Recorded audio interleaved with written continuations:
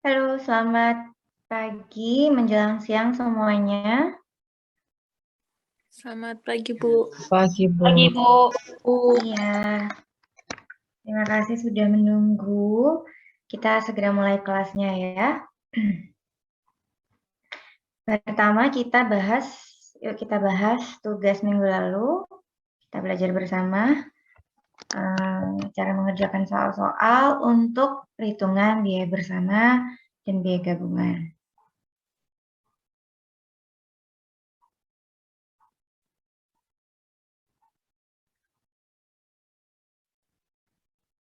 Oke.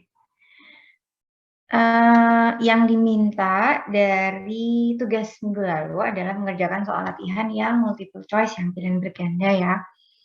Jadi, kita langsung aja dari informasi yang diberikan di buku tentang biaya bersama. Nah,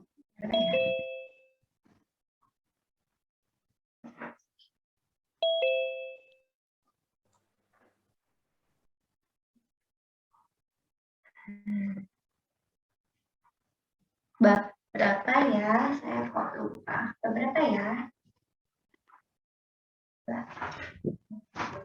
Yuk. Oke, bab 11 soal pilihan berganda. Kita coba dulu dari yang pertama. Yang pertama itu bukan hitungan.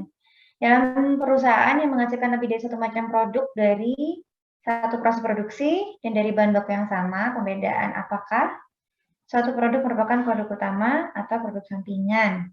Nah, yang tepat jawabannya adalah nilai jual relatif. Jadi kalau membedakan dari dua produk yang diproses secara bersama atau menjalani proses gabungan, mana sih yang produk utama, mana yang produk sampingan dari nilai jual relatif ya. Maksudnya seperti apa? Ketika satu produk memiliki nilai jual yang relatif jauh lebih tinggi daripada produk satunya, maka bisa dikategorikan sebagai produk utama. Sedangkan sebaliknya, ketika satu produk memiliki nilai jual yang relatif jauh lebih rendah daripada produk satunya, maka bisa dikategorikan sebagai produk sampingan. Nah, jadi ketika ada dua produk yang melalui proses gabungan atau proses bersama, namun nilai jual relatifnya mirip ya, jadi nilai jualnya relatif sama atau relatif mendekati, maka kita tidak bisa mengkategorikan salah satu sebagai produk sampingan karena secara nilai jual relatif itu sama. Jadi dua-duanya produk utama atau bisa disebut joint product seperti yang sudah kita pelajari minggu lalu. Nah, jadi intinya ketika kita mau mendefinisikan, jadi sebenarnya ini produk-produk yang seperti apa? Apa hubungan antara satu produk dengan produk lainnya? Apakah ini produk sampingan? Apakah ini joint product atau co-product? Nah, itu bisa dilihat dari nilai jual relatifnya. Oke, sampai sini dulu untuk pembahasan nomor 1. Apakah ada pertanyaan?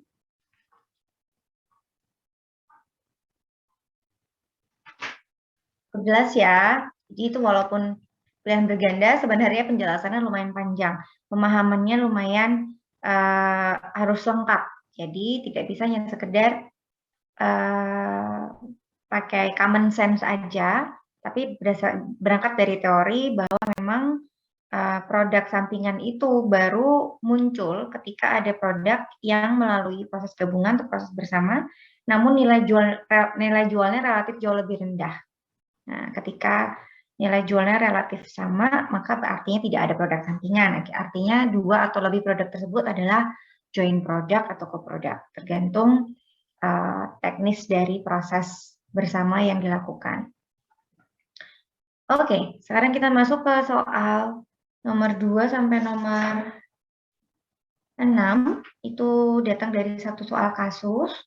Nah, jadi kalau kalian sudah belajar cara menghitung biaya bersama, mencoba membaca soal dan mencoba mengerjakan soal di bab 11, maka kalian harusnya sudah paham bahwa sebenarnya rumusnya tidak terlalu susah ya.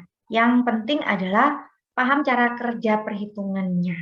Nah, itu. Jadi, bagaimana sih menentukan biaya berdasarkan nilai jual? Nah, itu pahami dulu. Lalu, apa itu nilai jual awal? Apa itu nilai jual hipotetis? apa itu nilai jual lanjutan atau nilai jual setelah terpisah. Kita harus paham. Karena kalau tidak paham, pasti akan kebingungan ketika diberi angka seperti ini. Ya, jadi harus paham dulu konsep satu-satu. Apa itu biaya bersama? Nilai jual pada saat terpisah. Biaya tambahan setelah saat terpisah itu yang bagaimana? Nah, itu mau dijelaskan di minggu lalu. Sekarang kita coba mengerjakan soal ini. Dari informasi pada gambar 11.15 tentang produk bersama, biaya bersama, serta biaya tambahan setelah saat terpisah, kita diminta untuk menghitung metode nilai jual. Jika metode nilai jual relatif digunakan dalam mengalokasikan biaya bersama, maka produk F akan menerima alokasi biaya bersama sebesar. Nah, produk F akan memiliki biaya bersama sebesar 66.000. Datang dari mana? Nah, jadi ini saya langsung melengkapi dari informasi yang ada. Langsung dilengkapi yang kosong-kosong ini langsung dihitung. Ya, kita punya informasi unit, punya informasi nilai jual awal, kita punya informasi biaya tambahan, kita punya informasi nilai jual lanjutan. Berarti biayanya berapa? Bisa dihitung dengan mempresentasikan total biaya dengan nilai jual awalnya, karena memang menggunakan metode nilai jual relatif. Jadi, ketika F ini memiliki nilai jual 110.000, nilai jual awal ya, 100, jadi nilai jual pada saat terpisah, sebelum proses lanjutan. Ya, jadi kalau di buku menggunakan istilah nilai jual pada saat terpisah, di sini saya menggunakan istilah nilai jual awal. Nah, seharusnya kalian sudah tidak bingung lagi. Kenapa kok awal?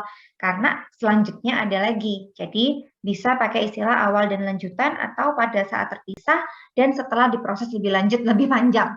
Judulnya, intinya kalian paham aja ini pada saat proses yang mana nilai ini melekat pada produk tersebut. Nah, jadi adalah nilai yang melekat pada saat persis setelah terpisah, namun belum menjalani proses lanjutan. Atau nilai jual awal.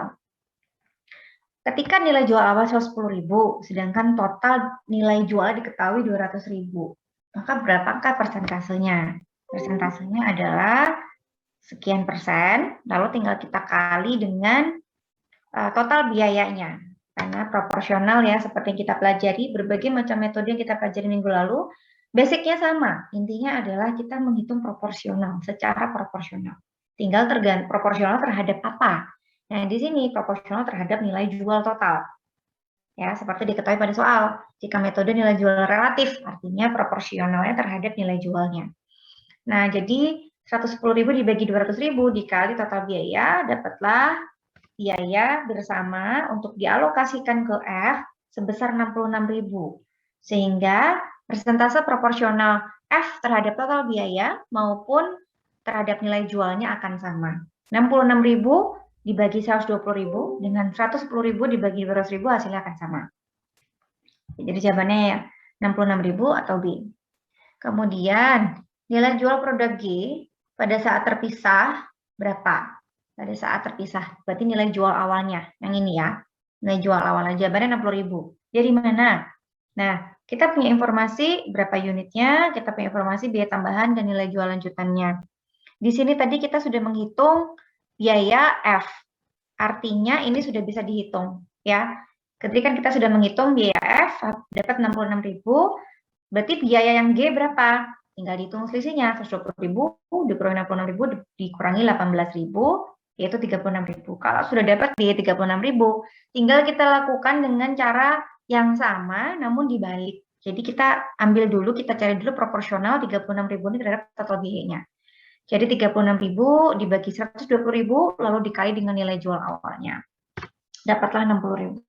Dari sini kita bisa mengisi nilai jual awal yang H, yang tersisa, yang masih kosong ya. Yang terakhir, jadi ini udah terisi, tinggal yang H untuk nilai jual awal atau nilai jual saat terpisahnya. Jadi tinggal kita kurangkan 12.000 dikurangi 110.000 dikurangi 60.000 hasilnya 30.000. Oke. Nah, kemudian yang nomor 4, kita diminta untuk menghitung jika biaya bersama dialokasikan kepada produk bersama atas dasar nilai jual hipotetis. Maka berapa biaya yang dialokasikan ke produk H?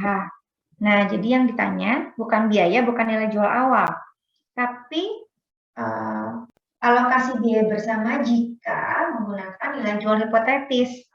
Jadi harus kita hitung dulu nilai jual hipotetisnya. Bagaimana cara menghitung nilai jual hipotetis? Hipotetis as easy as mengurangkan nilai jual akhir atau nilai jual lanjutan dengan biaya tambahan yang spesifik terhadap produk tersebut. Nah, ini juga sudah ada pada pembahasan minggu lalu.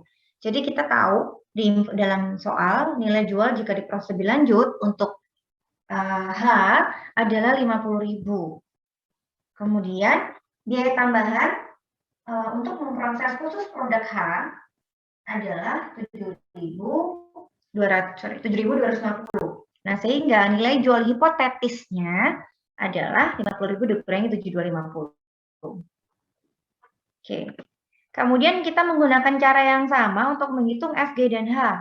Kenapa? Karena kita butuh untuk menghitung total. Kita perlu mengetahui nilai total nilai jual hipotetisnya. Sehingga nggak berhenti sampai H saja, tapi kita juga menghitung nilai jual hipotetis untuk F dan G walaupun tidak diminta di soal. Tapi kita perlu nilai totalnya, jadi kita harus hitung semua. Kita hitung dengan cara yang sama, tinggal dikurangkan antara nilai jual lanjutan dengan biaya tambahan, dapatkan nilai jual hipotetis, lalu kita total yaitu 225.000. Dari sini baru kita mengalokasikan biaya bersamanya dengan proporsional, yaitu 42.750.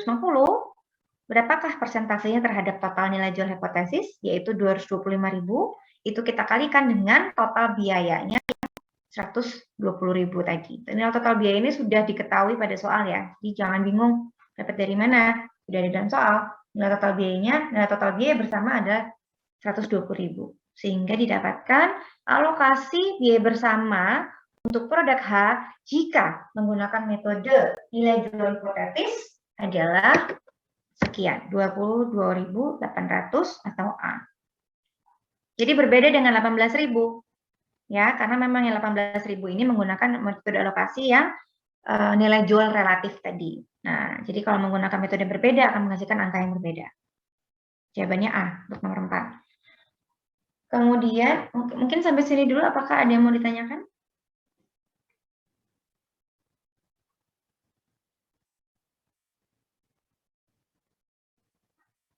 Ada yang perlu diulang?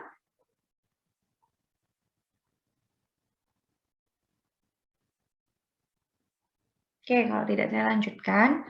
Bagaimana dengan nomor 5?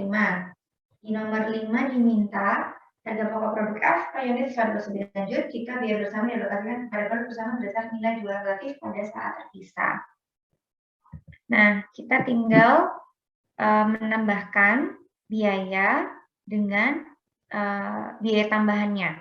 Jadi 66.000 ditambah 14.000 itu akan menghasilkan biaya total untuk produk F, kemudian dibagi dengan unitnya, maka akan didapatkan biaya bersama. Oke, jawabannya adalah D, yaitu 10 rupiah. Sekali lagi tinggal di total biayanya. Kenapa biaya pakai yang 66.000? Karena memang di sini pakai metode yang nilai jual relatif ya. Jadi tidak perlu dihitung lagi menggunakan nilai jual hipotetis. Oke, dari sini diketahui harga pokok produknya. Harga pokok produk F adalah 10 per unit, harga pokok produk per unit ya. Oke. Kemudian yang nomor 6, kita diminta untuk menghitung biaya bersama yang dialokasikan ke produk G jika menggunakan metode unit fisik atau physical unit method. Nah, ini juga kita sudah pelajari minggu lalu. Maka caranya adalah kita hitung proporsionalnya terhadap total unitnya. Nah, sekali lagi, caranya sama, yaitu menghitung proporsionalnya aja, menghitung proporsinya aja, namun terhadap apa? Nah, kalau menggunakan metode unit fisik, maka terhadap total unitnya. Jadi, untuk G adalah 4.000 dibagi 14.000 dikali total biayanya. Dapatlah 34.286 atau C. Kemudian yang nomor 7, Oke, ini udah ya. Jadi nomor 2 sampai 6 sudah. Sampai sini apakah ada yang mau ditanyakan atau ada yang perlu diulang pembahasan soalnya? Permisi, Bu. Silakan. Maaf, Bu. Tadi saya masih belum paham yang soal nilai jual hipotetis. Oke dulu. Saya ulang nggak apa-apa. Jadi, seperti yang kita pelajari minggu lalu, nilai jual hipotetis itu artinya ketika sebuah produk yang diproses secara bersama-sama, misalkan ada 2 atau lebih produk atau FGH ini ya, mereka diproses secara bersama-sama. Namun, mereka itu tidak dijual setelah diproses secara bersamaan. Jadi, mereka nggak langsung dijual, tapi ada proses lanjutan. Nah, proses lanjutannya ini adalah proses yang dilakukan secara terpisah, prosesnya masing-masing. Jadi, misalkan FGH diproses secara bersamaan, gitu ya, kemudian dipecah prosesnya. F diproses di sana, G diproses di sana, H diproses di sana dengan mesin yang berbeda. Artinya, biaya tambahan yang terjadi atau biaya proses lanjutan yang terjadi, ini adalah spesifik terhadap produk tersebut. Baru kemudian masing-masing produk FGH dijual. Nah, jadi ketika dijual, barulah mereka memiliki nilai jual. Yaitu dalam soal ini adalah nilai jual jika diproses lebih lanjut. Untuk F 140.000, untuk G 60.000, untuk H 50.000. Atau saya menggunakan istilah nilai jual lanjutan. Jadi nilai jual setelah proses lanjutan. Jadi sebenarnya ini adalah nilai jual yang sesungguhnya. Karena memang produk-produk ini, FGH ini, itu tidak dijual di tengah-tengah, tapi benar-benar sampai selesai proses lanjutan baru dijual. Nah, jadi mereka itu dikatakan nilai jual yang sesungguhnya adalah nilai jual yang ini. Lalu kenapa kok kita perlu menghitung nilai jual hipotetis? Karena kita mau mengalokasikan biaya bersamanya.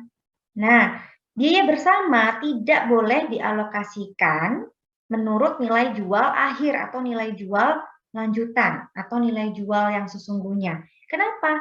Karena ada proses yang bukan proses bersama. Proses lanjutannya kan bukan proses bersama, tapi proses spesifik masing-masing produk. Sehingga kita tidak bisa tidak bisa menghitung proporsi biayanya berdasarkan nilai jual total, nilai jual lanjutan total, nggak bisa. Dalamnya karena ada biaya tambahan yang spesifik untuk masing-masing produk. Sehingga kita perlu menghitung yang namanya nilai jual hipotetisnya. Jadi ya hipotetis saja, secara teoritis saja. Actualnya ini bukan nilai jual, ini hanya teoritis saja. Secara teori, nilai jual sebelum ada proses lanjutannya berapa. Sekali lagi, ini bukan nilai jual yang sesungguhnya, hanya hipotetis saja, hanya secara teori saja. Tapi kenapa kok kita butuh? Karena kita harus mengeluarkan biaya tambahan tadi. Biaya tambahan ini kan spesifik untuk masing-masing produk, bukan hasil dari proses bersama. Jadi tidak boleh kita pertimbangkan dalam perhitungan alokasi biaya bersama. Harus kita keluarkan dulu dari nilainya. Maka nilai jual hipotetis adalah nilai jual akhir atau nilai jual sesungguhnya dikurangi dengan biaya tambahan atau biaya proses lanjutan yang terkait dengan masing-masing produk. Dapatlah nilai jual hipotetis. Nah, nilai jual hipotetis ini adalah benar-benar nilai yang melekat pada produk setelah proses bersama. Sehingga kita bisa menggunakannya sebagai basis alokasi biaya bersama. Sampai sini apakah jelas? Lulu? Iya, Bu. Oke, seperti itu ya penjelasannya kenapa kok kita perlu menghitung nilai jual hipotetis dan kenapa rumusnya seperti itu. Nah, kalau sudah paham harusnya mudah ya, karena memang rumusnya tidak begitu sulit. Tinggal nilai jual lanjutannya dikurangi nilai biaya tambahan. Cuman memang harus pintar membaca dalam soal. Nilai jual lanjutan atau nilai jual di proses lebih lanjut itu yang mana angkanya, biaya tambahnya yang mana. Mungkin di soal menggunakan istilah yang berbeda-beda. Oke, ada pertanyaan lagi? Terima kasih dulu. Pertanyaannya ada lagi?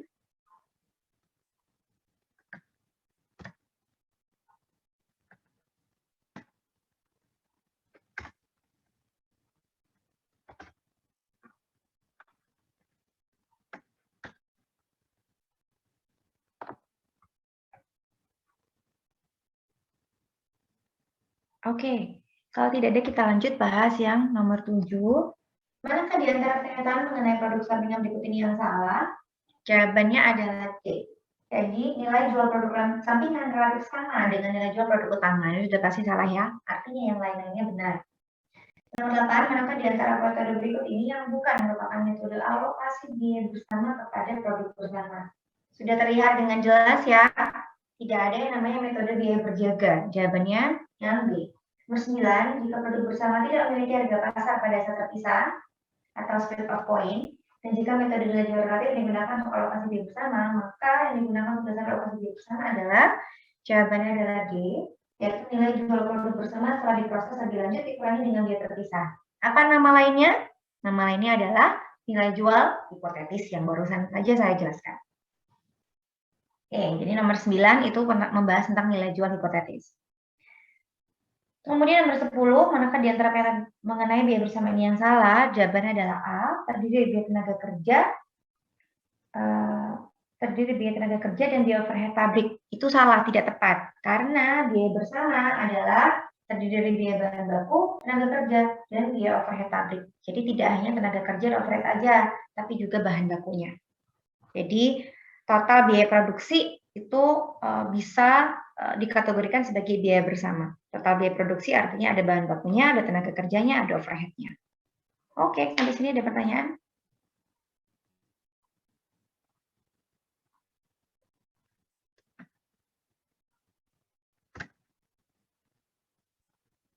Cukup jelas ya, bisa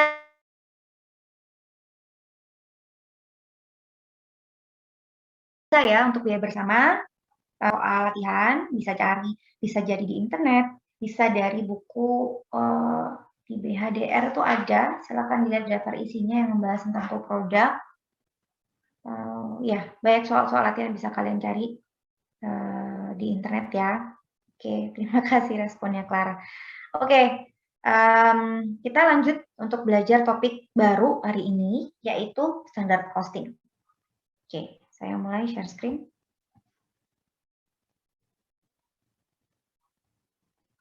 Terlihat ya? Oke.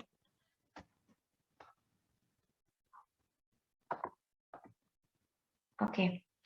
Hari ini saya akan menjelaskan konsep seputar standar costing. Saya tidak akan mengajarkan rumus-rumus karena sebenarnya rumusnya itu bisa dipelajari secara mandiri dan rumusnya itu memang banyak untuk standar costing ya. Karena dalam standar costing ini kita belajar untuk membandingkan actual cost dengan standard cost, sehingga kita sedang mencoba untuk menghitung varians atau diferensiasi atau selisih antara standard cost dengan actual cost-nya. Intinya itu. Nah, jadi rumusnya lumayan banyak. Rumus untuk menghitung varians bahan baku ada sendiri, rumus untuk menghitung varians tenaga kerja ada sendiri, rumus untuk menghitung overhead ada sendiri. Rumusnya lumayan banyak. Jadi, saya tidak akan mengajarkan rumusnya karena memang tidak untuk dihafal. Jadi kalian silakan belajar secara mandiri, bisa di buku Mulyadi ini cukup jelas, atau bisa menggunakan buku BHDR, atau bisa kalian cari materi lain di internet, silakan. Intinya adalah rumusnya itu tidak untuk dihafalkan, tapi untuk dipahami, memahaminya itu seperti apa. Misalkan disebutkan, rumusnya juga tidak susah untuk dimengerti ya. Jadi misalkan untuk menghitung varians adalah actual price dikali actual unit misalkan. Sekarang PR-nya atau challenge-nya adalah kalian harus paham. Kalau dikatakan actual price itu di soal tuh angka yang mana gitu. Jadi sebenarnya challenge-nya untuk standard costing itu bukan untuk ngafalin rumus, bukan untuk memahami rumus, tapi untuk memahami soal. Nah, jadi proses belajar kalian lebih dominan pada saat mengerjakan soal yang saya berikan di akhir kelas nanti seperti biasa. Dan pembahasan minggu depan. Ya. Nah, di sini yang mau saya share adalah konsep seputar standard costing. Kenapa kok standard costing itu penting? Kenapa kok kita harus belajar ini? Dan apa implikasinya apa implikasinya di dalam organisasi atau perusahaan? Oke, ada pertanyaan langsung saja ya. Tidak usah nunggu sampai saya selesai. Oke, pertama kita mau mencoba memahami how standards are developed. Jadi yang namanya perusahaan, mau perusahaan kecil mau besar, itu harus punya standar. Apa sih standar itu? Nah, kalau kita sebagai individu, kita pasti juga punya standar untuk berbagai aspek dalam kehidupan kita. Misalkan, pakaian, kita punya standar. Oh, aku kalau pakai baju, at least harus yang bahannya seperti ini, atau at least harus yang mereknya begini, atau at least harus yang harganya segini. Bahkan kita ngomongin standar pakaian yang kita pakai. Atau kita ngomongin standar sekolah, atau kursus, atau apapun yang kita rasa kita harus berkorban sesuatu untuk mendapatkan sesuatu, sehingga kita menciptakan standar supaya kita tidak merugi atas pengorbanan yang sudah kita keluarkan. Nah, itu kita sebagai individu. Dan analoginya kurang lebih sama dengan di perusahaan. Perusahaan itu juga harus menetapkan namanya standar. Standar kualitas, standar sumber daya manusia, standar cara kerja, dan lain-lain. Dalam konteks manajemen akuntansi atau akuntansi biaya secara lebih spesifik, standar yang dimaksud di sini adalah standar biaya. Kenapa kok harus ada standar biaya? Karena standar biaya itu akan menjadi patokan dari performance atau kinerja produksi. Kalau kita tidak punya yang namanya standar biaya, siapa yang bisa bilang, siapa yang bisa menentukan bahwa performance atau kinerja produksi itu bagus atau enggak? Enggak ada. Enggak bisa kita percaya aja sama manajer produksinya, oh kerjaanku bagus kok, tanpa ada standar untuk dibandingkan dengan actualnya, untuk dijadikan patokan. Nah, paham ya, analoginya dapat ya. Jadi, standar biaya itu sangat-sangat penting, dan ini tidak hanya berlaku di perusahaan besar ya. Di perusahaan kecil pun, bahkan bisnis kecil-kecilan pun harus punya standar, khususnya standar biaya. Karena kalau tidak, ya marginnya akan tergerus, marginnya nggak akan mencapai target yang kita inginkan kalau kita nggak punya standar biaya. Jadi dalam bisnis yang kecil pun, kita harus punya yang namanya standar biaya. Nah, kalau di konteks perusahaan besar atau di konteks perusahaan pada umumnya, gimana sih caranya menentukan standar? Standar biaya ya. Jadi gimana sih caranya menentukan standar biaya atau standar produksi deh, standar produksi. Standar produksi slash standar biaya itu menentukannya gimana sih kalau di perusahaan? Ada beberapa sumber-sumber untuk menentukan standar secara kuantitatif. Yang pertama adalah historical experience, pengalaman masa lalu, data historis. Historical experience itu memang bisa memberikan yang namanya initial guideline atau patokan awal untuk menentukan standar. Itu sangat bisa, sangat memungkinkan dan sangat mudah. Sumber data yang sangat mudah adalah data historis untuk menentukan standar. Tahun lalu berapa sih?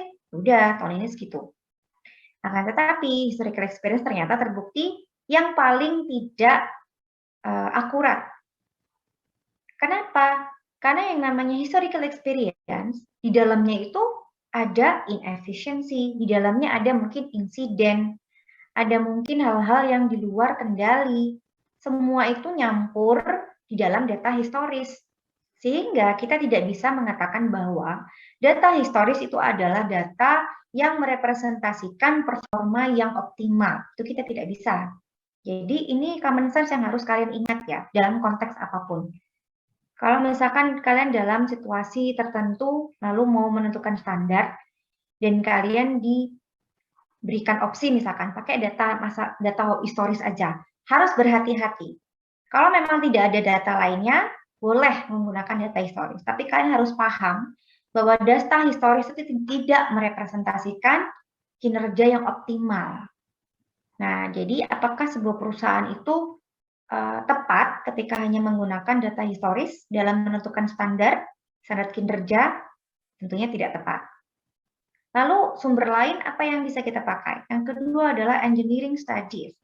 Engineering studies ini saya langsung kasih contoh spesifiknya aja ya supaya dapat gambaran. Misalkan kita ngomong mesin nih, kita beli mesin dari supplier, misalkan mesin beli import dari Jerman. Terus si produsen mesinnya, pabrik yang memproduksi mesin ini, mereka itu memiliki manual, kan mereka pasti punya manual. Di situ mereka bilang bahwa mesin ini dapat memproduksi misalkan 1 juta unit per tahun. Nah, itu adalah standar hasil dari engineering studies, hasil dari studi teknis terhadap teknologi dan kemampuan mesin tersebut tanpa mempertimbangkan aspek-aspek lainnya. Sehingga standar ini dikatakan standar yang sangat-sangat tinggi. Too rigorous. Engineering standards are often too rigorous, artinya terlalu tinggi, terlalu ideal. Nah, bagaimana ketika misalkan setelah diinstal di pabrik, lalu ternyata ada faktor-faktor lain yang mempengaruhi sehingga mesin tersebut tidak bisa bekerja 100% seperti yang distandarkan oleh produsennya. Apakah itu sesuatu yang buruk? Enggak juga. Karena memang kenyataannya pasti ada faktor-faktor yang mempengaruhi kinerja mesin, walaupun mesin ya, apalagi manusia. Mesin pun itu nggak bisa 100%. Itu makanya kita punya yang namanya persentase inefficiency, kita punya yang namanya perhitungan persentase kapasitas, itu kan yang namanya mesin itu nggak mungkin 100%. Nah, jadi kalau pakai engineering studies, pakai standarnya si produsennya mesin ini, itu biasanya terlalu ideal.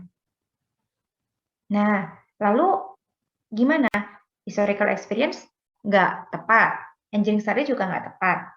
Nah, apakah ada sumber lain? Ada lagi yaitu input from operating personnel. Operating personnel di sini adalah orang-orang yang memang punya pengalaman secara spesifik terhadap mesin-mesin tersebut, misalkan terhadap aktivitas produksi tersebut. Dan mereka dikatakan accountable atau mereka dapat diandalkan dalam memberikan performance atau kinerja yang optimal. Sehingga kita bisa minta input dari para pekerja tersebut dalam menentukan standar.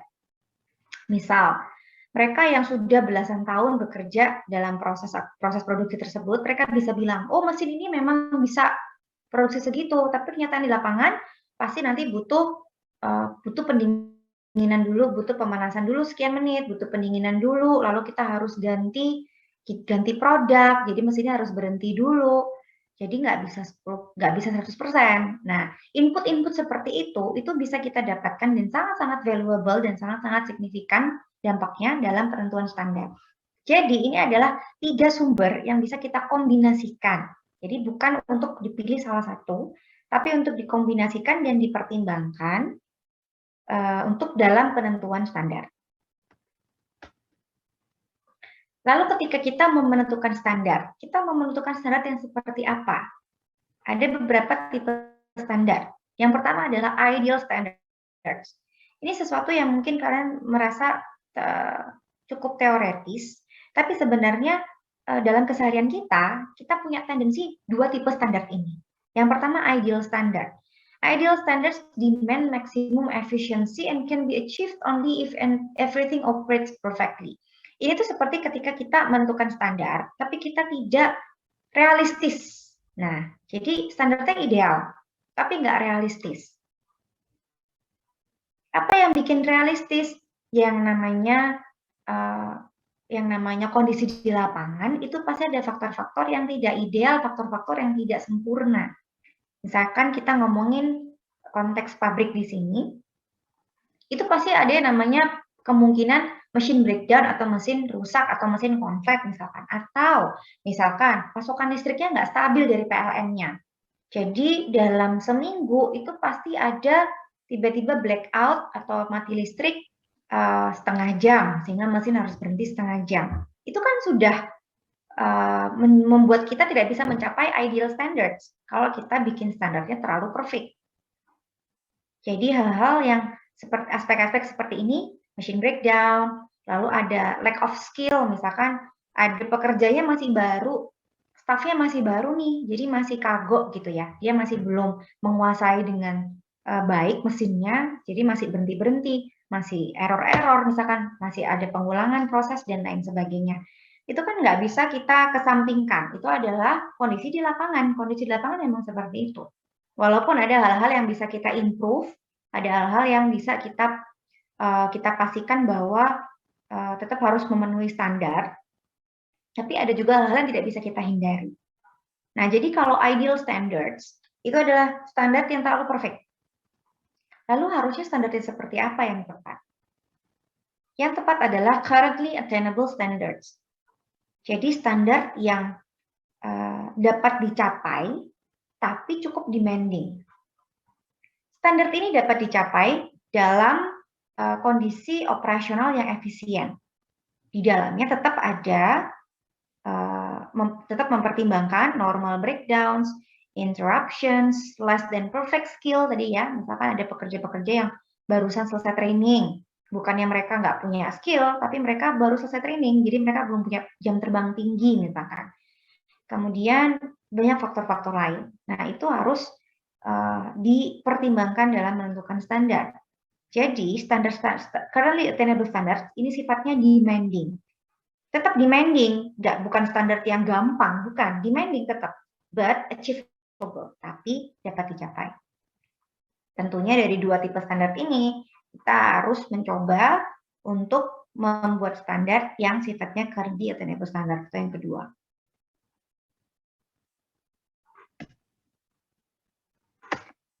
Apa dampaknya ketika kita membuat standar yang terlalu perfect atau standar yang terlalu tinggi? Mungkin ada kalian sebagian yang berpikir, kalau standar setinggi mungkin, itu kan justru bisa memotivasi atau bisa mendorong karyawan untuk bekerja lebih lagi. Bisa iya, bisa enggak. Tapi ketika sebuah target itu, sebuah standar atau target itu terlalu tinggi sehingga terlihat mustahil untuk dicapai, itu justru bisa mendemotivasi karyawan. Itu sebabnya dalam penentuan standar harus realistis. Itu sebabnya tidak disarankan untuk membuat standar yang terlalu ideal, tapi lebih ke currently attainable standards. Karena kalau terlalu ideal, terlalu perfect, terlalu tinggi, itu bisa mendemotivasi karyawan. Karena apa? Karena karyawan tahu target ini nggak akan tercapai, standar ini sampai kapanpun nggak akan tercapai. Nah, maka itu justru akan mendemotivasi mereka. Tapi ketika standarnya itu demanding but achievable, maka itulah yang akan memotivasi karyawan untuk bekerja ekstra atau bekerja dengan lebih efisien dalam mencapai standar. Standard costing system yang dipakai di perusahaan itu tujuannya adalah untuk meningkatkan planning and control. Sekali lagi, kenapa kita butuh standar? Karena sebagai patokan untuk kita bisa menentukan apakah actual output-nya, apakah actual performance-nya itu baik atau tidak. Nah, di situ ada fungsi kontrol yang sedang kita lakukan. Jadi, standard costing itu kita pakai untuk planning and control. Planning adalah ketika kita membuat budget, ya. Jadi kalau standar biaya itu kan diterjemahkan menjadi budget. Standar biaya diterjemahkan menjadi budget, lalu ketika budgetnya sudah jadi, budget itu dijadikan patokan untuk mengontrol actual output-nya. Kenapa harus kita kontrol? Karena tujuan kita adalah supaya kita bisa mengimprove performance-nya, mengimprove kinerjanya. Ketika kita membandingkan actual cost dengan budgeted cost tadi, maka kita sedang mengidentifikasi varians atau selisih, difference atau selisih antara actual dan planned cost. Overall variance ini bisa didetail down, bisa didetailkan menjadi price variance atau usage variance atau efficiency variance. Ya, jadi kita langsung masuk ke konteksnya akuntansi biaya. Variance dalam akuntansi biaya itu bisa dipecah menjadi variance yang lebih spesifik. Kenapa? Mungkin kan bertanya, kenapa sih harus ribet? Kenapa sih harus dihitung gini? Kenapa harus dihitung? Sekali lagi semua ada tujuannya. Kenapa kok namanya total variance? Selisih antara actual cost dengan budget cost harus dipecah menjadi variance yang lebih spesifik. Karena kita sedang mencari tahu penyebab variance-nya. Kalau misalkan kita ngitungnya gini ya, bulan ini berapa total biayanya yang keluar? 10 juta. Oke, di awal tahun kita targetin berapa? 12 juta. Selisihnya berapa? 2 juta. Terus mau diapain? 2 jutanya. 2 jutanya itu kenapa? Terus kita mau improve apa? Nggak bisa kalau hanya dengan angka total begitu aja. Jadi kita perlu tahu 2 jutanya ini datang dari mana ya? Apa yang menyebabkan selisih 2 juta? Signifikan loh. 2 juta dibanding 10 juta itu kan 20%.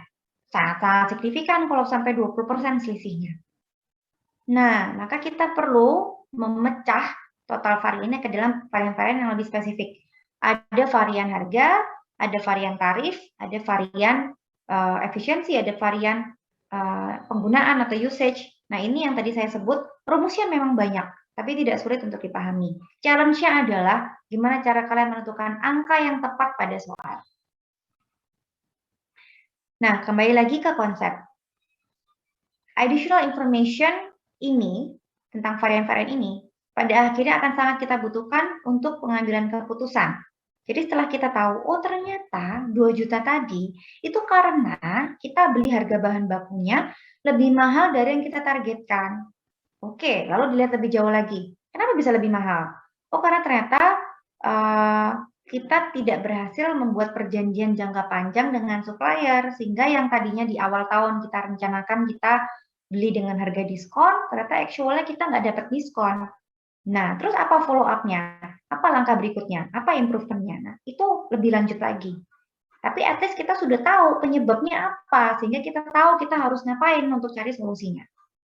Jadi informasi varians itu sangat penting dalam pengambilan keputusan. Sangat penting dalam melakukan improvement terhadap proses produksi atau proses operasional terjadi di perusahaan.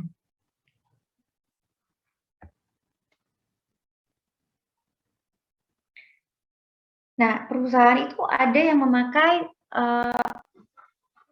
cost system yang berbeda-beda. Ada perusahaan yang pakai standard costing system, ada yang pakai normal costing system, ada yang pakai actual costing system, ada yang menggunakan ketiganya dalam periode yang berbeda-beda atau dalam pelaporan yang berbeda-beda.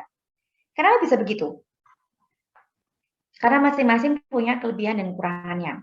Sekarang kita coba lihat yang actual costing system. Mungkin secara sekilas kita berasumsi, seharusnya ya actual costing system lah yang paling akurat, ya kan? Ya dong, yang namanya actual, udah pasti paling akurat. Tapi kalau namanya kita ngomongin perusahaan besar tuh nggak ada yang transaksi beli bahan baku tuh cash tuh nggak ada. Pasti kredit. Bayarnya bisa bulan depan, bisa 2 bulan lagi, bisa 3 bulan lagi. Terus gimana cara kita bisa hitung actual cost-nya? Kalau kita butuh data, kita butuh informasi sekarang, biaya bulan ini berapa? Sedangkan kita baru bayar 3 bulan lagi. Gimana cara kita bisa tahu actual cost-nya? Nah, jadi kekurangannya dari actual costing system adalah timing-nya. Actual costing system tuh hanya possible itu di akhir periode atau di akhir tahun biasanya. Nah, itu actual costing system. Kalau normal costing, kalau ekstrim satunya yaitu standard costing system. Kelebihannya adalah kita bisa gunakan informasinya kapan saja, real time. Karena apa? Karena sifatnya standar, sifatnya adalah target. Jadi kita yang menentukan, walaupun penentuannya nggak semudah itu ya. Dari 3 sumber informasi tadi, kita pertimbangkan banyak hal, baru kita tentukan standarnya berapa, itu menjadi acuan kita dan bisa kita gunakan kapan saja informasinya. Apa kelemahannya? Yang nggak akurat dalam arti tidak merepresentasikan actualnya. Itu bukan angka actual. Walaupun kita pendekatan yang kita pakai sedetil mungkin, sekompleks mungkin kita berusaha mendekati realita, tapi tetap itu cuma standar, itu belum actualnya. Nah, kalau yang di tengah antara standard costing system dan actual costing system adalah normal costing system. Nah, ini adalah ketika perusahaan menggunakan biaya actual untuk direct material dan direct labor-nya, sedangkan menggunakan budget untuk overhead-nya. Kenapa perusahaan menggunakan costing system yang ini? Biasanya costing system ini digunakan dalam kondisi ketika memang direct material dan direct labor-nya itu bisa diketahui pada bulan yang sama atau pada periode yang bersama. Misalkan di akhir bulan itu sudah pasti ketahuan berapa actual cost-nya. Atau walaupun kita belum bayar, kita sudah pegang tagihannya. Nah, itu sudah bisa dibilang actual cost. Karena kita sudah tahu tagihannya berapa, kita sudah tahu kita bakal bayar berapa, Kita sudah tahu actual cost-nya bakal berapa, namun memang transaksi pembayarannya belum dilakukan. Itu tetap actual cost. Tapi ada juga perusahaan yang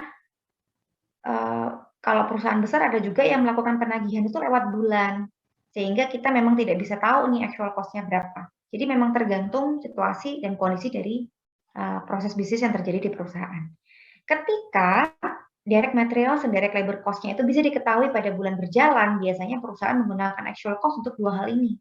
Kenapa kok dipilih dua ini aja? Karena mereka direct cost. Ingat ya, direct cost itu ketika bisa ditelusuri dengan mudah ke produk masing-masing. Kalau overhead sifatnya indirect. Indirect ini yang paling susah untuk dihitung actual-nya, karena namanya indirect. Harus pakai pendekatan. Sehingga kalau mau hitung actual untuk overhead ini sulit. Jadi khusus untuk overhead-nya aja yang kita pakai budget. Budgeted untuk overhead cost-nya aja. Tapi yang direct material dan direct labor-nya actual. Nah, jadi sekali lagi, kalian perlu tahu bahwa di perusahaan, dimanapun nanti kalian bekerja, itu mereka bakal menggunakan cost system yang berbeda-beda. Nah, harapannya kalian sudah tidak bingung lagi. Kok perusahaan ini kok setelah kalian bekerja, misalkan itu sekalian nyadar, perusahaan ini kok nggak pakai ini ya, kok nggak pakai nilai actualnya ya, kok pakai budget tahun lalu ya, kok pakai. Nah, hal-hal seperti itu harusnya kalian sudah tidak bingung lagi karena semua pasti ada alasannya. Atau lebih bagus lagi kok kalian bisa men-challenge, misalkan seharusnya kita bisa loh pakai pendekatan yang lebih akurat misalkan, dan seterusnya.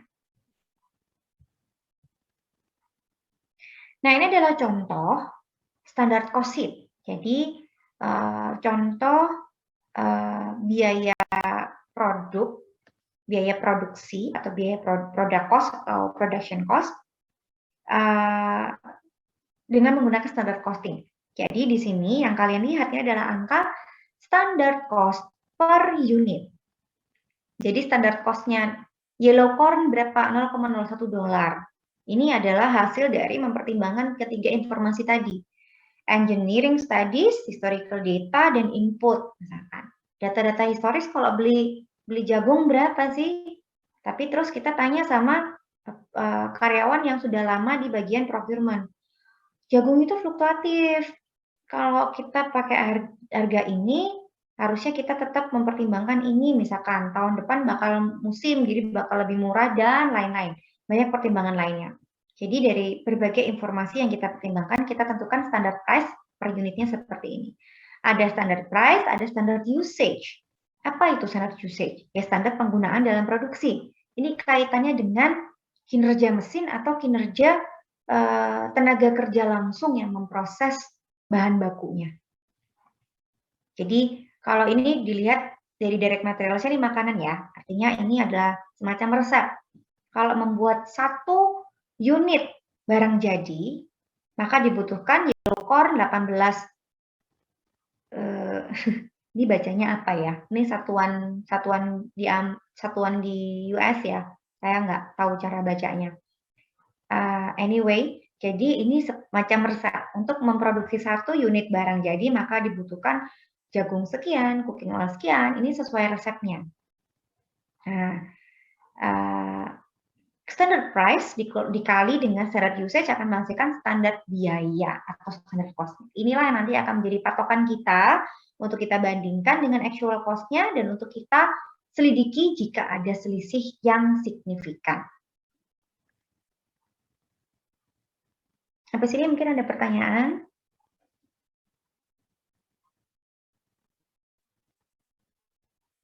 Silakan.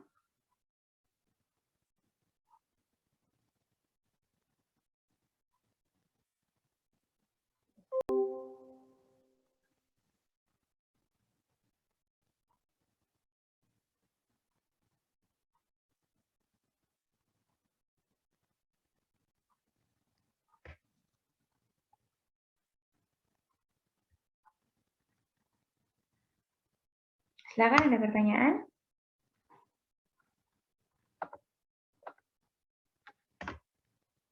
Oke, saya lanjut.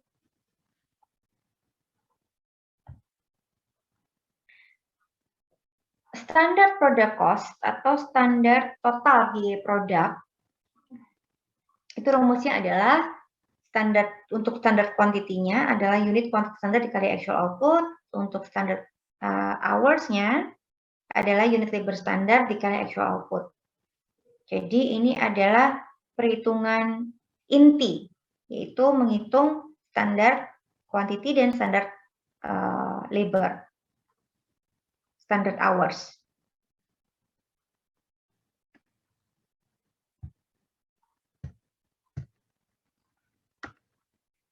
Nah, sekarang kita ngomongin material variance dan labor variance. Jadi, seperti yang sudah kita pelajari, produk cost itu ada material, labor, dan overhead.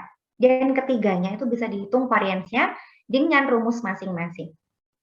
Sekarang kita fokus dulu ke material variance. Variance atau selisih bahan baku itu bisa dipecah menjadi dua, yaitu materials price variance dan materials usage variance. Apa itu? Kalau materials price variance dari namanya artinya ini adalah selisih harga. Jadi fokus sama harga saja.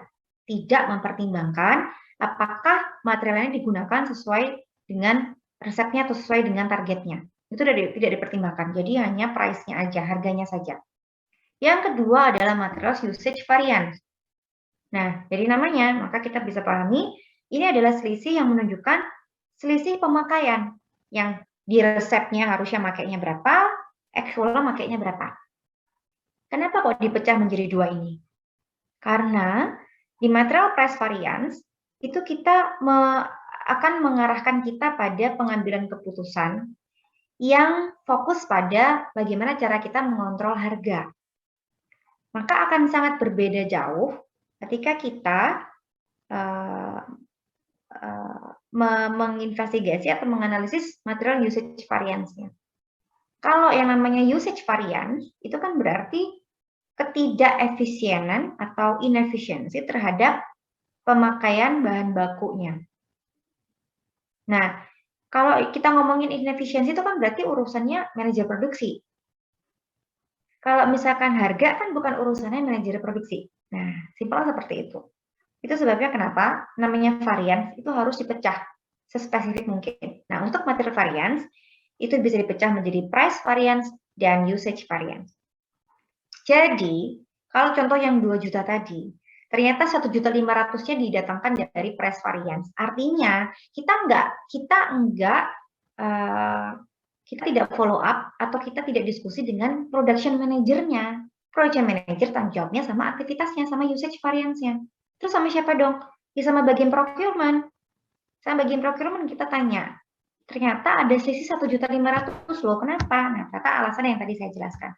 Oh iya, kita nggak jadi dapat diskon karena kita gagal membuat perjanjian jangka panjang misalkan. Terus gimana? Follow up-nya harus apa? Nah, itu urusannya sama bagian procurement. Nggak bisa kita marah-marah sama bagian produksi. Nggak nyambung, bukan urusan dia soal harga. Begitu juga sebaliknya. Kalau ternyata penyebab dari selisihnya adalah usage, berarti ada yang salah atau prosesnya itu tidak efisien. Nah, ini kita nggak bisa lapornya ke manajer procurement, nggak ada hubungannya. Nggak bisa kita tiba-tiba marah-marah, kok material variansku selisih sekian, ini pasti karena harganya ya. Padahal penyebabnya adalah usage-nya. Kalau ngomongin usage, ya kita ngomongnya sama production manajernya. Pak, Bu, kok ternyata bulan kemarin ini pemakaiannya jauh di atas standar ya. Seharusnya untuk produksi 1000 unit cuma butuh sekian kilo. Kok pemakaiannya bisa sampai sekian kilo? Apa yang terjadi nih bulan kemarin? Nah, seperti itu. Kurang lebih adegan yang terjadi di lapangan. Ketika kita yang bertanggung jawab terhadap data keuangan harus follow up terhadap mereka yang bertanggung jawab terhadap aktivitas produksi di lapangan. Begitu juga dengan labor variance. Kalau labor variance itu bisa dipecah menjadi labor rate variance atau LRV dan LEV atau labor efficiency variance. Sebenarnya secara karakteristiknya persis dengan material variance. Yang rate variance itu ngomongin harga. Tapi kan kalau labor bukan harga ya, kalau labor kan tarif, jadi istilahnya labor rate. Tapi persis sama, bahkan rumusnya pun persis. Begitu juga dengan yang efficiency variance. Ini sebenarnya ngomongin pemakaian, tapi tenaga itu kan tidak ada istilah pemakaian tenaga ya. Jadi nggak ada namanya labor usage, tapi adanya labor efficiency. Efisien nggak sih tenaga kerjanya ini? dibandingkan dengan yang sudah ditargetkan atau yang sudah distandarkan. Jadi konsepnya saya persis. Jadi labor rate variance itu sama dengan material price variance, hanya beda konteks. Yang labor efficiency variance sama dengan material usage variance, hanya beda konteks. Rumusnya pun persis. Rumusnya persis, hanya beda istilah. Nah, sekali lagi kita bahas material price variance. The responsibility for controlling material price variance usually belongs to the purchasing agent. Sekali lagi, kalau hasil dari kita menganalisis angka selisihnya, ternyata penyebabnya adalah selisih negatif, ternyata selisih negatif disebabkan oleh material price variance,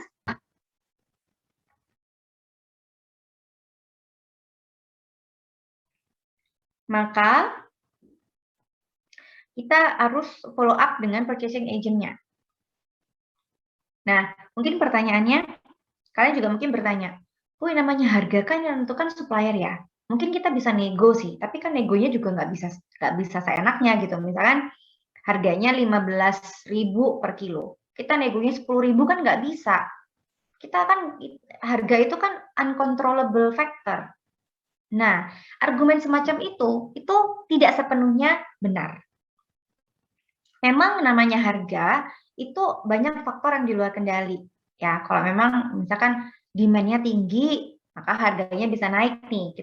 Kita nggak bisa apa-apa. Tetapi ada hal-hal yang bisa kita kontrol, ada hal yang bisa kita kendalikan.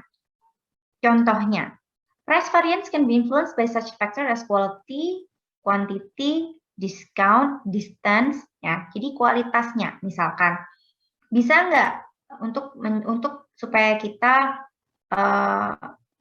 bisa memenuhi standar biaya, maka kita kualitinya nggak yang nomor 1 deh, yang nomor 2 misalkan. Itu masih dalam kendali kita kan untuk memilih. Tapi jangan terus kualitasnya yang jelek banget.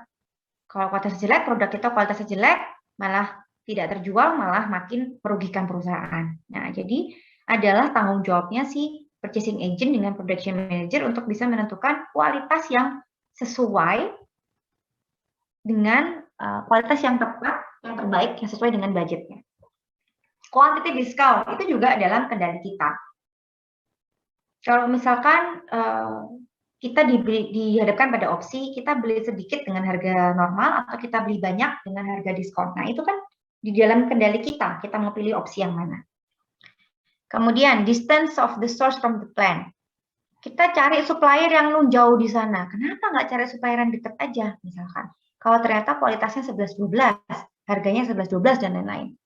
Jadi masih banyak faktor yang dalam kendali kita.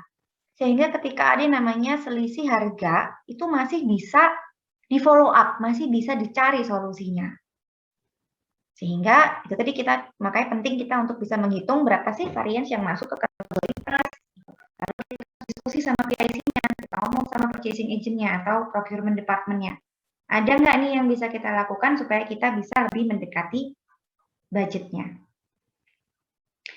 Nah, harus kalian perhatikan bahwa sebagai calon manajer kalian nanti juga tidak bisa berpegang pada standar saklek ya. Artinya apa? Ketika purchasing agent atau ketika tim kalian itu terlalu tertekan oleh karena budget yang terlalu kaku. Jadi misalkan budgetnya udah dibikin di awal tahun nih, mau nggak mau harus bisa dipenuhi. Kalau enggak, kalau sampai negatif, maka akan PIC-nya akan dapat konsekuensi misalkan potong gaji atau apa dan lain-lain. Nah, keputusan yang seperti itu tidak akan memotivasi karyawan, justru sebaliknya. Ketika orang yang bertanggung jawab dalam procurement terhadap logistik ini terlalu tertekan, mereka justru akan melakukan hal-hal yang mungkin kita secara jangka pendek melihatnya, oh akhirnya kamu bisa memenuhi target secara jangka pendek, tetapi mereka bisa mengambil keputusan yang merugikan perusahaan dalam jangka panjang. Misalkan, contohnya apa? Dipaksa memenuhi target. Pokoknya budget di awal tahun sekian, harus dapat barang dengan harga sekian. Akhirnya mereka pilih misalkan yang kualitasnya jelek. Kemudian ketika diproses di bagian produksi, karena kualitasnya jelek, akhirnya banyak yang rusak. banyak yang nggak kepakai, akhirnya usage-nya tinggi, konflik lah sama production manajernya. Kok ini barangnya jelek sih? Saya jadi nggak efisien nih, kelihatannya salahnya di production, kelihatannya salahnya di bagian produksi. Padahal ini kualitas barangnya yang jelek, ini kan bagian procurement, harusnya kualitasnya bukan yang seperti ini yang dipesan, dan macam-macam. Jadi bisa malah menimbulkan masalah yang lebih besar lagi di belakang. Atau, oke, kita tetap beli yang kualitasnya sesuai, tapi kita belinya yang banyak banget biar dapat diskon. Kira-kira itu merugikan nggak? Tentu merugikan. Kalau beli barang dengan kualitas yang sangat banyak dari yang seharusnya, tentu akan satu, memenuhi gudang. Dua, barang itu jadi barang mati. Artinya apa? Itu adalah duit perusahaan yang mati, yang tidak dipakai dengan produktif. Karena cuman ya udah di gudang aja gitu. Duitnya itu mati dan cuma duduk di gudang aja. Hal lain lagi, efek negatif lain lagi. Ini namanya barang kalau sudah dibeli, nggak langsung dipakai, itu pasti umur ekonomisnya akan berkurang. Secara fisik juga pasti kondisinya akan berkurang, kualitasnya akan berkurang.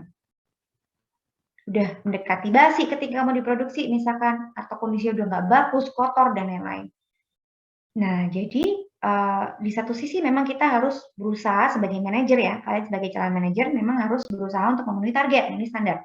Di sisi lain harus bisa balancing, harus bisa balance. Mana yang memang bisa di-push, mana yang memang sudah batasannya, sudah nggak bisa di-push.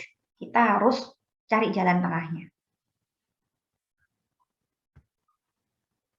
Oke, selanjutnya tentang material usage variance. Kalau material usage variance sudah pasti ada tanggung jawabnya si production manager. Rule of thumb-nya atau secara umum, kalau usage variance itu yang dikatakan signifikan yang seperti apa sih? Ketika sudah mendekati 10%.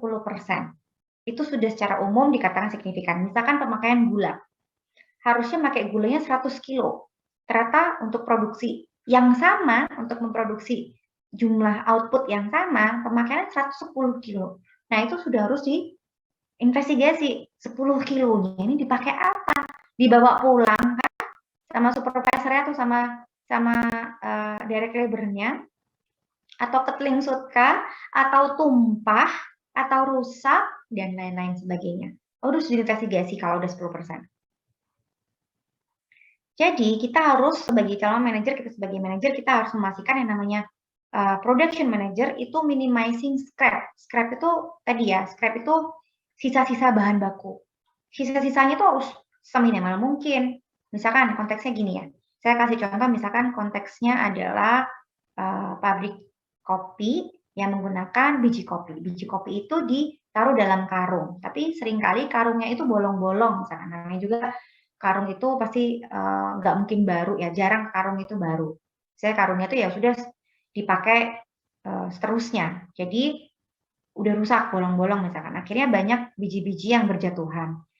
Nggak signifikan, jatuhnya cuma sedikit, yang di dalam karung masih banyak misalkan.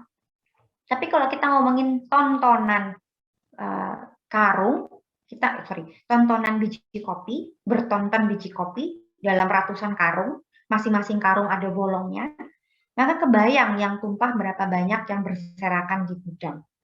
Nah, itu scrap. Itu adalah sisa. Dikatakan sisa. Tapi kalau terlalu banyak, ya itu adalah uang yang terbuang. Nah, saya mau sharing sedikit. Dulu saya pernah ketika saya masih bekerja di pabrik kopi, Nescafe ya, saya melakukan riset tentang scrap. Istilahnya kalau di pabrik kopi itu spillage. Jadi tumpahan dari biji kopi akibat karung kopi yang memang sudah kondisinya udah nggak ideal. Ternyata itu dampaknya bisa sampai 5%. Kalau saya nggak salah ingat ya, it's been a while, sudah lama sekali, tahun 2010.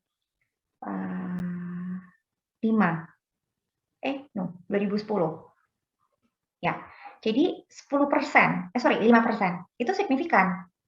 Loh kan tadi 10% Bu batasannya. Iya, 10% tuh kalau kita ngomongin total. Kalau ini hanya gara-gara biji kopinya aja yang tumpah, hilang 5%, itu kan duit hilang.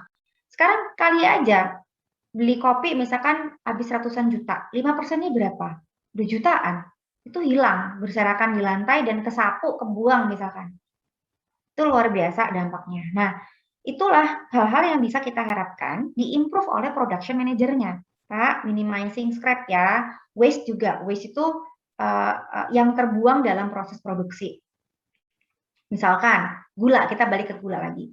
Gula itu kalau di pabrik kopi itu kan digiling bersama dengan kopi bubuknya. Lalu biasanya ada yang nempel-nempel nyangkut di mesinnya. Itu waste karena nggak ikut terproses menjadi barang jadi, tapi nempel-nempel di mesinnya. Misalkan, nah itu waste. Nah itu jangan sampai 10 kilonya tadi gara-gara nyangkut di mesinnya. Itu kan sangat-sangat sia-sia, itu benar-benar buang uang. Nah, hal seperti ini tuh akan terjadi di lapangan. Jadi kita sebagai manajer, yang kita di posisi manajemen ya, kita harus paham. Karena kalau enggak, ketika kita dihadapkan pada laporan, tiba-tiba muncul varian 10 juta. Dan kita nggak ngerti sama sekali. Hah, 10 juta ini hilang kemana? Price variance itu apa sih? Usage variance itu apa sih? Kok bisa ada minus 10 juta? Harusnya kan enggak. Kan nggak bisa jadi manajer argumennya cuman harusnya kan enggak, kan nggak bisa. Kita harus paham. Oke, ini kenapa? Price variance. Ayo kita ngobrol sama manajer procurement-nya. Kenapa? Kok bisa ada price variance segini? Harganya berapa yang dibeli? Kenapa kok bisa harganya cuma segitu? Kenapa nggak bisa lebih murah? Dan seterusnya. Kalau tentang usage, kita ngobrol sama production manajernya. Kenapa kok pemakaiannya bisa segini? Ada masalahkah dengan mesinnya?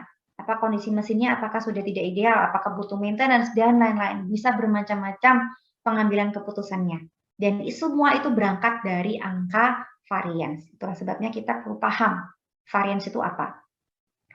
Nah, sekali lagi, kita juga sebagai manajer harus bisa menyeimbangkan antara memenuhi standar dengan tidak terlalu menekan atau jangan sampai kita terlalu membuat tim kita terlalu tertekan. Ketika production manager itu feeling pressure, dia bisa melakukan hal-hal yang merugikan perusahaan dalam jangka panjang. Contohnya apa?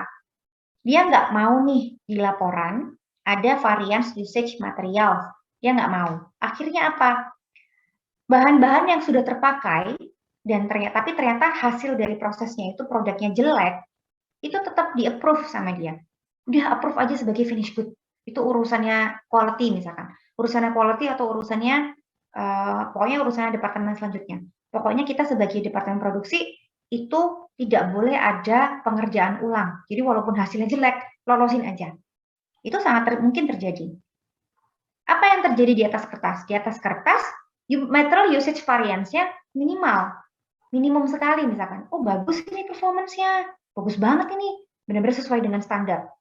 Apa yang terjadi selanjutnya? Ketika dicek di quality production, di quality department, di quality control, ternyata kok ini produknya kok jelek semua ya. Itu kalau masih dicek sama quality control. Kalau sudah dikirim, sudah masuk ke pasar, sudah distributed to the market, sudah masuk ke toko retail, sudah diterima oleh konsumennya, malah bisa menyebabkan komplain, bisa menyebabkan citra negatif, banyak sekali dampaknya luar biasa. Hanya karena kita terlalu menekan production manager untuk bisa memenuhi target atau standarnya.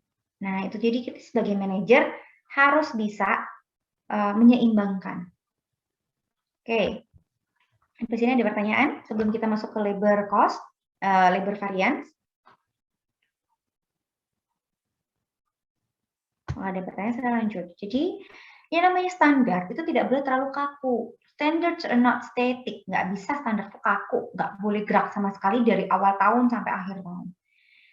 As improvements in production take place and conditions change, standards may need to be revised to reflect the new operating environment. Jadi, yang namanya proses produksi, aktivitas bisnis, aktivitas operasional itu kan pasti ada improvement atau ada kondisi-kondisi eksternal dari organisasi yang tidak bisa kita kendalikan. Jadi yang namanya standar itu harus cukup fleksibel, bukan berarti standar harus berubah-ubah terus ya, tapi cukup fleksibel untuk bisa mengakomodasi faktor-faktor lain. Kenapa faktor-faktor itu harus diakomodasi? Karena faktor itu memang tidak bisa kita hindari. Misalkan pandemi, nggak bisa dong kita bikin budget sebelum pandemi, ketika pandemi budgetnya nggak boleh bergerak. Nggak mungkin, udah pasti akan negatif. Namanya kondisi pandemi. Nggak bisa, kita harus mempertimbangkan, kita harus menyesuaikan budget kita dengan kondisi pandemi. Nah, jadi banyak faktor lain yang akan kalian temui nanti kalau kalian bekerja di perusahaan yang akan mempengaruhi budget. Nah, jadi bukan berarti budget itu terus liquid dalam arti hari ini berapa, besok berubah, minggu depan berubah, enggak. Tapi budget itu harus cukup fleksibel. Jadi kalau misalkan memang ada faktor-faktor yang sangat-sangat major seperti misalkan pandemi, harus diubah. Tapi kalau misalkan sekarang harganya segini, minggu depan harganya turun, kayaknya kita dapat diskon. Ya udah kita ubah standarnya. Nah, itu praktek yang salah. Hanya karena faktor kecil yang sifatnya belum tentu pasti, sifatnya temporer, sifatnya tidak signifikan, lalu main ubah budget itu juga tidak tepat. Nah, jadi sebagai manajer kalian harus bisa menyeimbangkan kapan kita menyesuaikan budget dan kapan kita harus stick to budget. Sekarang kita ngomongin labor rate variance. Kalau labor rate variance, kita ngomongin gaji ya. Nah, kalau gaji ini sebenarnya secara pemahamannya lebih sederhana. Namanya gaji sudah pasti nggak akan berubah-ubah. Ya kan? Kalau gaji, teken kontrak atau tanda tangan surat penerimaan pegawai, gajinya tertulis berapa, ya segitulah gajinya. Yang berubah-ubah biasanya adalah insentifnya. Atau misalkan tidak masuk tanpa izin yang terpaksa harus dipotong karena sesuai aturan. Nah, tapi itu kan hal-hal yang tidak signifikan ya. Tapi kondisi umumnya yang namanya gaji itu tidak bisa berubah-ubah. Terus ngapain kita ngitung labor rate variance? Nah, kita perlu paham bahwa dalam perhitungan biaya tenaga kerja itu ada faktor-faktor yang bisa membuat perhitungan tarif rata-ratanya, sekali lagi tarif rata-rata ya, kan kita kalau ngitung variance itu nggak variance per orang, kita ngomonginnya kan variance labor rate secara total. Jadi misalkan 1.000 orang pekerja, itu kan kita itu totalnya. Nah, jadi tarif secara rata-rata itu bisa jadi memang berubah atau berbeda dengan yang dibudgetkan, yang distandarkan di awal tahun misalkan. Apa saja yang bisa menyebabkan?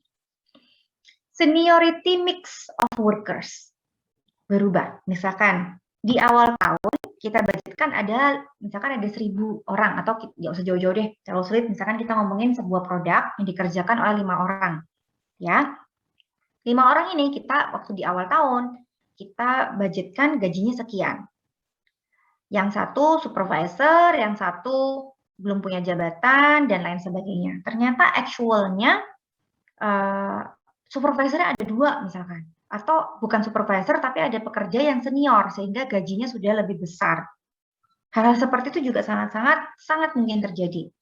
Nah, jadi biasanya memang yang menyebabkan labor rate variance itu adalah proporsi mix dari gajinya itu memang tidak sesuai proporsinya ya, bukan gajinya. Tapi proporsinya itu yang tidak sama dengan apa yang kita rencanakan di awal.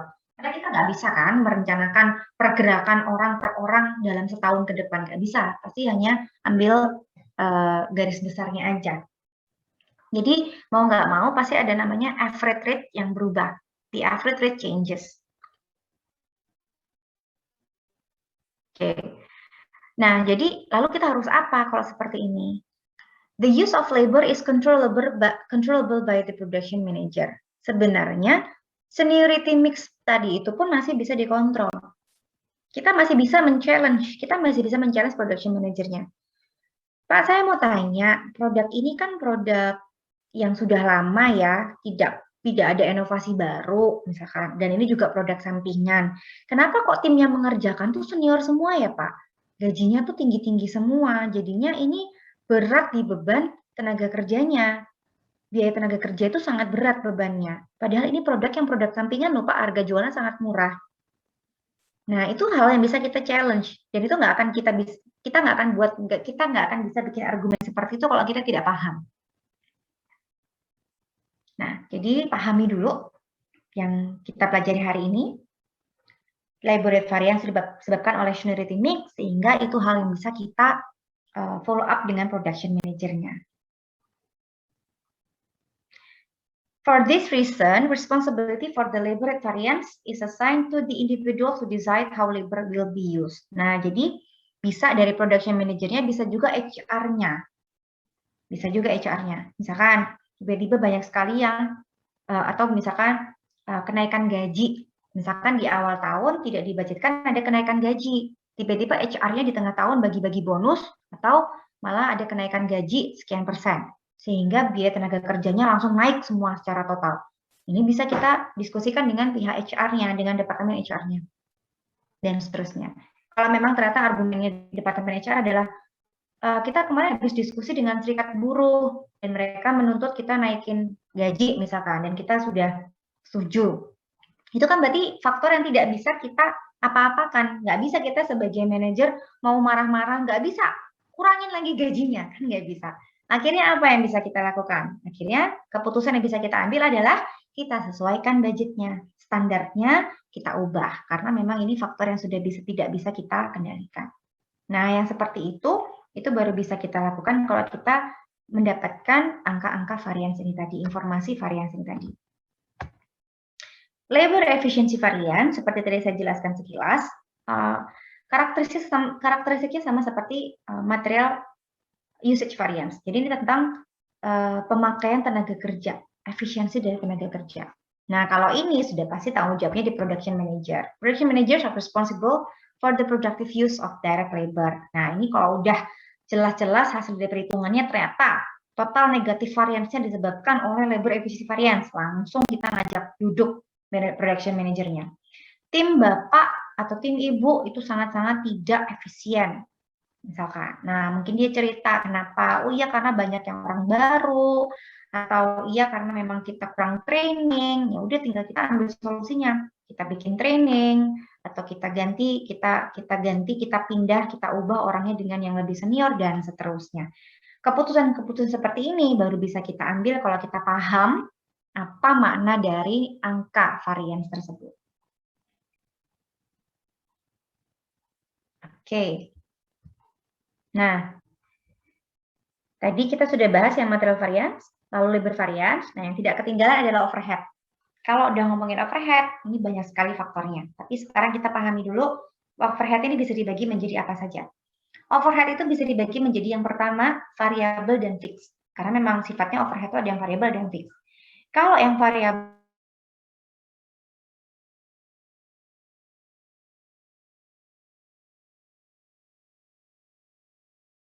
itu bisa dipecah menjadi spending variance. Ya, kalau spending variance itu kita lagi ngomongin pemakaiannya. Kalau efisiensi itu lebih ke kapasitas jam kerjanya atau kapasitas produksinya. Kalau yang fixed overhead itu bisa dipecah menjadi spending juga dan volume variance. Kurang lebih sama, yang spending ngomongin usage-nya atau pemakaiannya. Kalau volume ngomongin kapasitasnya, tapi beda rumus. Oke. Nah, dari pemahaman kita tentang variance yang bermacam-macam tadi, kita harus tahu kapan kita melakukan investigasi, the decision to investigate. Kenapa? Karena tidak semua further investigation is necessary. Karena yang namanya investigasi itu juga mengeluarkan biaya loh. Nah, jadi kapan kita melakukan investigasi? As a general principle, an investigation should be undertaken only if the expected benefits are greater than the expected cost. Nah, ini sudah pasti secara common sense masuk akal ya. Jadi ini masuk akal, secara logika ini masuk akal. Tapi ini nggak cuma sekedar common sense, ini memang mendukung teori cost benefit di akuntansi biaya. Yang namanya cost itu tidak boleh lebih besar dari benefitnya. Buat apa kita lakukan sesuatu yang cost-nya lebih besar dari benefitnya? Nah, begitu juga dengan investigasi tadi. Jadi, variance yang sudah kita hitung tadi, itu pun tetap harus kita tentukan apakah kita mau investigasi lebih lanjut atau tidak. Kalau memang negatifnya itu signifikan, dan jika kita investigasi, maka akan menimbulkan kerugian lebih lanjut, ya harus kita investigasi, misalkan. Padahal investigasinya cuma nanya-nanya doang, misalkan. Jadi biayanya sangat-sangat rendah, benefitnya sangat-sangat besar. Ya harus dilakukan investigasinya. Kasus lain, kapan sih yang namanya biaya investigasi itu lebih besar daripada benefitnya? Misalkan investigasinya itu harus mengundang pihak ketiga, atau harus mengirim tesnya ke lab dengan harga yang sangat mahal. Padahal kerugian ditimbulkan atau negatif variansinya itu nggak begitu signifikan. Nah, itu berarti ya nggak usah. Ya udah, anggap aja ini memang varians yang harus kita hadapi. Karena kalau harus kita sesuaikan pada standarnya. Karena memang ini sesuatu yang tidak bisa kita hindari. Kalau kita mau mengurangi variansi ini, maka kita malah harus keluar duit lebih banyak lagi untuk bayar pihak ketiga misalkan. Itu sudah nggak masuk akal. Jadi kita sesuaikan aja standarnya. Nah, itu keputusan yang lebih tepat.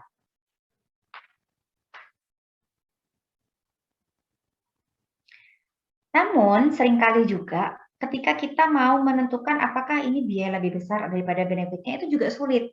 Gimana cara kita bisa tahu benefitnya nilainya berapa, gimana kita bisa tahu biayanya berapa nilainya. Sehingga, because it is difficult to assess the cost of benefits of variance analysis and case-by-case basis, kebanyakan perusahaan-perusahaan itu menggunakan aturan sebagai berikut. Variances atau selisih dari actual cost dan budgeted cost itu tidak diinvestigasi kecuali kalau cukup signifikan atau cukup besar untuk menjadi perhatian. Nah, jadi akhirnya ini menjadi patokan umum di perusahaan-perusahaan. Kecuali kalau memang kita bisa menentukan ya, oh ini secara cost investigasi biaya sekian, benefitnya sekian. Oh, itu lebih baik lagi. Tapi biasanya sulit sehingga akhirnya perusahaan menggunakan patokan ini. Kalau udah namanya besar, mau berapapun biaya investigasinya, kita tetap harus investigasi. Karena kalau enggak, ini akan menimbulkan biaya lebih besar lagi di periode mendatang, misalkan.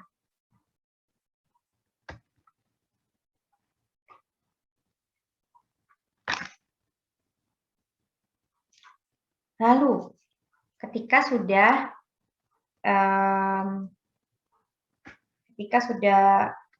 kita memutuskan untuk menginvestigasi, kita sudah paham cara menghitung varians, kita paham cara membacanya, apa saja sih sebenarnya kegunaan informasi varians itu. Yang pertama adalah performance measurement. Kita bisa yang namanya mengukur kinerja. Ini balik lagi ke bahasan kita awal ya. Di awal tadi saya selalu awali dengan kenapa sih kita harus belajar standard costing. Nah, setelah kita pelajari semua teori dalam standard costing, sekarang saya kembali lagi ke pertanyaan di awal. Kenapa kita belajar standard costing? Kenapa kita belajar ini semua? Karena dengan varians, dengan menghitung varians, kita bisa melakukan yang namanya performance measurement. Kita bisa mengukur kinerja. Kita bisa mengukur kinerja. Kinerja dari production manager gimana? Kinerja dari logistik atau procurement department-nya gimana? Efektif dan efisien atau tidak? Kemudian yang kedua, continuous improvement. Tidak hanya mengukur kinerja, tapi juga lebih dari itu kita diharapkan bisa improve. Yang namanya organisasi itu tidak bisa hanya pokoknya kerja dengan baik sesuai dengan standar. Oh, nggak bisa, harus improve. Sebisa mungkin standar tahun depan lebih ketat daripada standar tahun ini. Kok bisa? Ya dengan improvement tadi. Kalau nggak kayak gitu, gimana kita mau bersaing? Semua kompetitor kita pasti berlomba-lomba untuk melakukan improvement. Kok kita enggak? Jangan sampai hal itu terjadi. Nah, dari mana kita bisa improve? Semua berangkat dari variance. Misalkan, selama 3 bulan terakhir variansnya sekian. Bisa nggak kita bikin project? Kita bikin project supaya variansnya ini benar-benar mendekati 0 untuk seterusnya. Nah, itu bentuk dari continuous improvement. Dan itu inisiasi seperti itu nggak akan muncul kalau kita tidak mendapatkan informasi varian. Selanjutnya, variance analysis and organizational learning. Jadi sekali lagi, yang paling penting dari analisis selisih atau variance analysis adalah kita memahami kenapa ini bisa muncul. Dari situ kita bisa belajar banyak hal. Kita bisa belajar, oh ternyata kalau proses produksinya seperti ini, dilakukan seperti ini, itu bisa menimbulkan selisih, itu bisa menimbulkan varians. Jadi kita harus ganti metode, kita harus ganti tekniknya. Hal-hal seperti itu adalah knowledge yang sangat-sangat valuable di lapangan. Mungkin kita sebagai manajer, kita sebagai posisi manajemen, kita nggak begitu relate ya, karena kita nggak paham teknis di lapangan mesinnya seperti apa. Tapi kalau kita mencoba untuk memahami dan kita involve di dalam project-project tersebut, project improvement tersebut, pada akhirnya angka di atas kertas itu akan merepresentasikan kinerja kita juga sebagai manajer. Itu loh.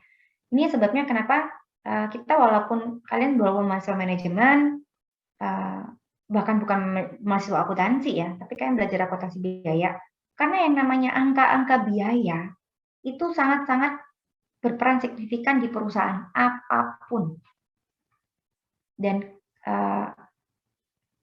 orang yang bertanggung jawab di posisi manajemen itu nggak terus, oh manajernya bukan orang akuntansi, ya udah deh nggak apa-apa kalau nggak bisa baca laporan biayanya. Nggak ada seperti itu. Yang namanya udah posisi manajer, itu harus bisa semuanya. Bahkan ketika manajernya, misalkan lulusan manajemen pun, harus bisa baca laporan keuangan, dan bahkan harus paham aktivitas produksi yang terjadi di lapangan itu bagaimana. Mesinnya itu apa, kapasitasnya berapa, biaya untuk maintenance mesinnya berapa, dan seterusnya. Jadi, di kelas ini harapan saya tidak hanya sekedar kalian belajar menghitung, tapi juga membuka wawasan kalian. Kalian harus lebih open-minded lagi terhadap yang namanya ilmu akuntansi, dan tidak cuma ilmu akuntansi, tapi operational management. Jadi, di kelas manajemen operasional, saya nggak tahu kalian sudah ambil atau belum.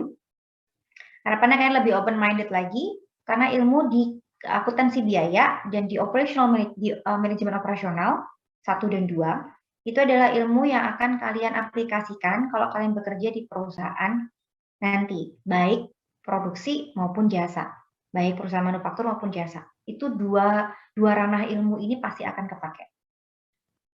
Bahkan kalau kalian bikin startup sendiri pun, kalian juga pasti akan mengaplikasikan dua mata kuliah ini.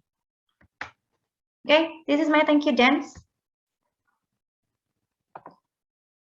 Silakan, apakah ada pertanyaan?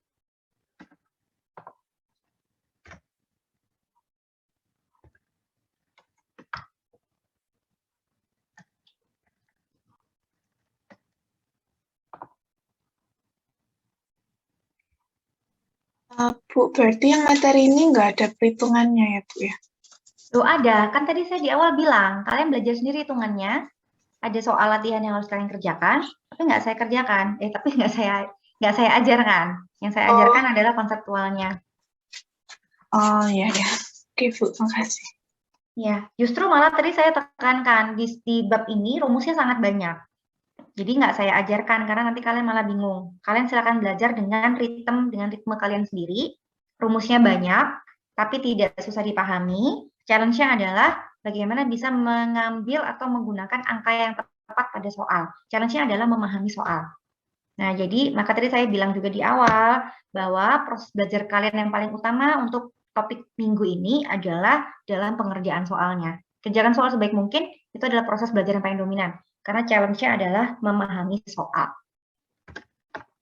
Kalau rumusnya itu nggak susah, benar-benar nggak susah. Rumus itu cuma misalkan actual price dikali actual cost. Tinggal kalian cari actual price-nya yang mana, actual price dikali actual unit, actual usage misalkan. Tinggal kalian cari actual price-nya yang mana, actual usage-nya mana. Tahu rumusnya. Tarif tenaga kerja langsung dikali total jam produksi. Ya udah, rumusnya gitu aja. Tinggal kalian cari dalam soal, mana sih angka jam tenaga kerja langsung totalnya, mana angka tarif tenaga kerja per jamnya. Mana yang angka tarif, mana yang angka actual. Mana yang sesungguhnya, mana yang standar. Nah, itu yang harus kalian bisa temukan dalam soal. Kalau rumusnya memang banyak, tapi nggak susah. Jadi tinggal ngikutin rumus aja. Kalau memilih angka yang tepat, pasti bisa menghitungnya. Silakan dipelajari sendiri dengan ritme belajar kalian masing-masing untuk memahami rumus di soal ini. Kalian bisa sambil buka-buka aja bab 13 dan 14 ya. Jadi untuk standar costing itu 2 bab. Bab 13 dan bab 14. Silakan dibaca, nggak perlu dibaca paragrafnya karena penjelasannya sudah saya jelaskan. Jadi seputar yang saya jelaskan hari ini, kalian langsung fokus pada rumus-rumusnya, pahami rumus-rumusnya, get familiar with the formula. Jadi kalian supaya nggak kaget lagi ngelihat rumusnya, dibaca-baca, dicoba pahami, dan dicoba mengerjakan soal atau mengerjakan ulang contoh soal di buku. Nah, jadi Caranya seperti itu. Seperti ketika kita bahas bab 11 kemarin, itu kan saya mencoba untuk mengerjakan ulang soal-soal contoh di buku. Nah, coba kalian lakukan. Ada banyak sekali contoh kasusnya, jadi coba kalian kerjakan ulang untuk memahami cara kerjanya.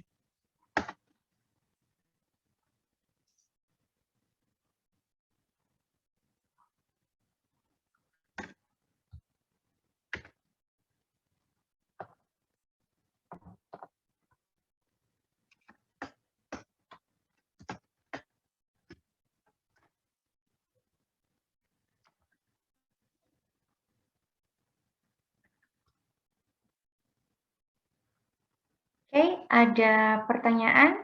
Ada yang mau didiskusikan?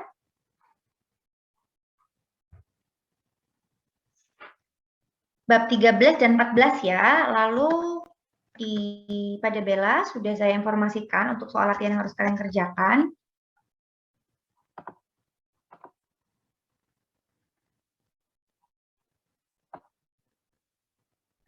Oke. Tugas untuk minggu ini adalah mengerjakan soal latihan bab 13 nomor 6 yang B saja, nomor 7 gunakan yang model 3 selisih namun tidak perlu jurnal. Lalu soal latihan bab 14 nomor 3 A sampai C dan nomor 5 yang B saja. Nah, kalian bisa silakan mengerjakan secara individu atau berpasangan, namun ingat pesan saya, jika kalian mengerjakan secara berpasangan, usahakan mengerjakan bersama. Jangan dibagi dua, karena setiap soal memiliki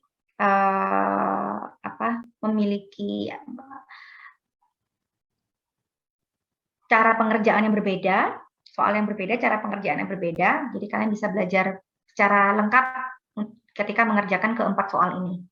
Jadi jangan dibagi dua kalau kalian mengerjakan secara berpasangan.